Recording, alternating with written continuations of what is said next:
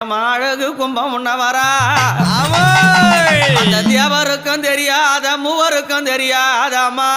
அத முதல் கும்பம் வேற யாரும் பார்க்க கூடாது யாரும் தெரியக்கூடாதுன்னு இருள் சூழ்ந்த வண்ணமாக ஆக்கி ஒளி இல்லாத இடத்துல